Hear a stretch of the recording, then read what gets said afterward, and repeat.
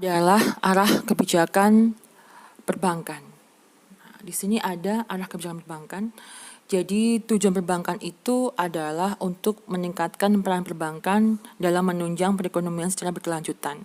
Di sini dia bukan hanya memperkuat untuk kelembagaan perbankan nasional saja, tapi juga memperkuat kelembagaan BPR atau Bank Pekerjaan Rakyat, perbankan syariah, serta stabilitas sistem keuangan. Bank Indonesia meluncurkan program disebut sebagai API. API itu adalah Arsitektur Perbankan Indonesia. Ini adalah program yang diluncurkan oleh Bank Indonesia sejak tahun 2004. Tujuannya adalah untuk menciptakan sistem perbankan yang sehat, kuat, dan efisien, guna menciptakan kestabilan sistem keuangan dalam rangka membantu pertumbuhan ekonomi nasional. Di sini harapannya perbankan tersebut mampu berperan aktif dalam membantu pertumbuhan ekonomi nasional. Ada 6 pilar API. Yang pertama adalah struktur perbankan yang sehat. Yang kedua, sistem pengaturan yang efektif. Yang keempat, sistem pengawasan yang independen dan efektif. Kemudian industri perbankan yang kuat. Kemudian adanya infrastruktur pendukung yang mencukupi serta perlindungan bagi nasabah. Program utama API adalah yang pertama, program penguatan struktur perbankan nasional. Kemudian program peningkatan kualitas pengaturan perbankan, program peningkatan fungsi pengawasan, program peningkatan kualitas manajemen dan operasional perbankan, program pengembangan infrastruktur perbankan, serta program peningkatan pelindungan bagi nasabah. Sasaran kebijakan API yang pertama adalah struktur perbankan yang sehat. Di sini sasarannya penguatan modal dan peningkatan daya saing. Yang kedua, sistem pengaturan yang efektif, meningkatkan compliance atau mencukupi Basel Core Principle of Efficient Bank Supervision.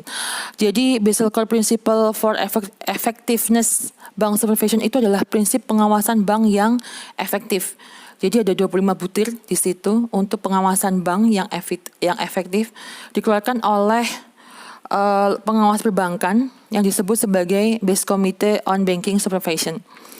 Kemudian yang ketiga, fungsi pengawasan yang efektif. Di sini peningkatan koordinasi antara lembaga pengawasan dan penerapan risk-based supervision. Jadi BI juga mengatur tentang risk-based-nya atau pengelolaan manajemen risikonya. Yang keempat, industri perbankan yang kuat. Di sini diharapkan bank itu menerapkan GCG. GCG itu apa? GCG itu adalah Good Corporate Governance. Nanti akan saya jelaskan di slide selanjutnya. Peningkatan kualitas manajemen risiko serta peningkatan kemampuan operasional. Kemudian yang kelima, infrastruktur perbankan yang memadai. Di sini dibentuk Kredit Bureau atau Biro Kredit, ya. Biro Kredit itu adalah pusat informasi tentang lalu lintas pinjaman, gitu ya. Kemudian optimalisasi kredit rating agency.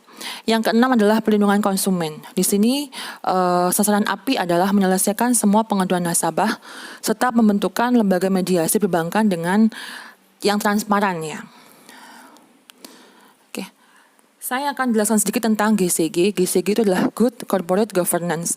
GCG merupakan tata kelola yang didasarkan atas keterbukaan, akuntabilitas, tanggung jawab, serta independensi dan kewajaran. Prinsip GCG di sini adalah transparansi, akuntabilitas, pertanggungjawaban, independen, dan kewajaran. Dewasa ini GCG bahkan menjadi salah satu poin penting dalam penilaian kesehatan perbankan. Jadi perbankan itu dinilai kesehatannya.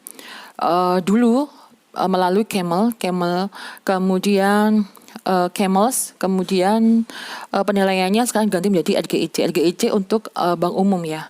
RGIC itu tuh terdiri dari R-nya risk, G-nya GCG, E-nya adalah earning, dan C-nya adalah kapital atau modal. Jadi GCG itu, tata kelola bank itu merupakan penilaian penting dalam penilaian kesehatan bank. Manfaat GCG adalah menciptakan struktur yang membantu bank dalam menetapkan tujuan, menjalankan operasi harian, agar bank tersebut dapat beroperasi dengan baik dan sehat. menyesuaikan dengan hukum dan mempertimbangkan kepentingan stockholder serta nasabah. Stakeholder ini adalah pemegang saham, ya. Jadi bank juga perusahaan, PT itu modalnya berupa saham dan pemiliknya adalah pemegang saham. Nah, di sini GCG itu bukan hanya menciptakan tatanan yang sehat untuk bank, tapi juga meningkatkan stakeholder value atau nilai atas pemegang saham serta nasabah.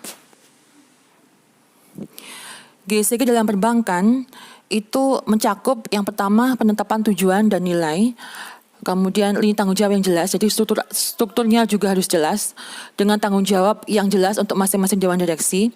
Kemudian adanya peran auditor, baik itu internal maupun eksternal. Kemudian adanya kebijakan kompensasi dan transparansi. Transparansi terutama pada laporan keuangan atau kinerja keuangannya. Kinerja pengaturan GCG oleh BI, jadi BI juga mengatur GCG-nya bank, ya. Semua sistemnya bank itu diatur oleh BI. Selain itu bank juga mengatur dirinya sendiri. Maka bank itu adalah sistem dalam sistem yang saya sebutkan tadi, ya. Yang pertama, struktur tata kelola bank.